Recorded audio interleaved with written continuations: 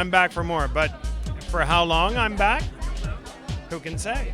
Richmond is put in a pretty dire circumstance. He's paralyzed, this and that. It's a pretty extreme situation to find oneself in. I've been in the business for a long time. It's the most dramatic piece of acting I've ever had to do that wasn't on stage.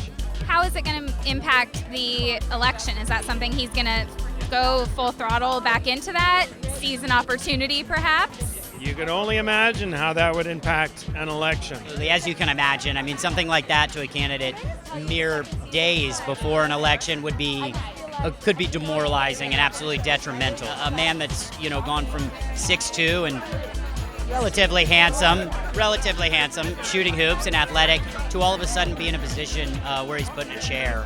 You can imagine how that, so now I have to kind of build up his morality, and I'm the better looking one.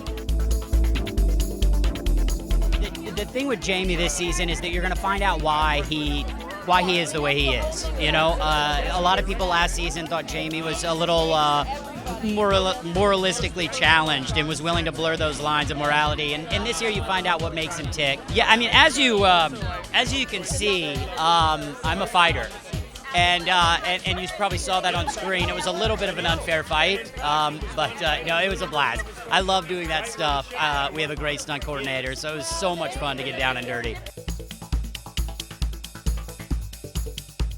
You set up something really interesting with Holder at the end of the premiere episode. How is that going to impact the Linden and Holder relationship, and can they kind of find their way back to that trust?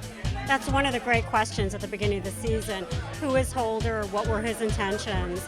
And for Sarah Linden, who trusts rarely and certainly, not right away with her partner, we'll see what happens with them. They continue to explore the highs and lows of that relationship.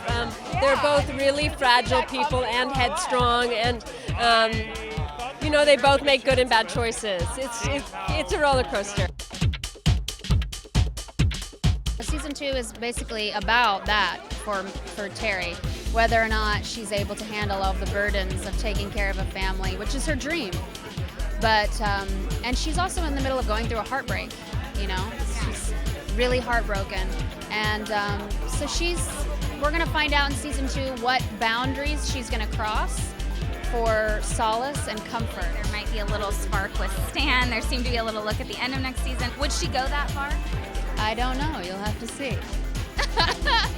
Well, we see that Stan is in a particularly dark place. Mitch is gone. Terry's kind of filling in. It seems like there's a little bit of, closeness, leaning on each other, developing there. Is that something we're going to see continue this season? These are people that are in massive grief, trying to resolve their grief. And so it's with Stan specifically, it's kind of his past, his future, and his present all at one time, trying to have some resolution to make him feel better.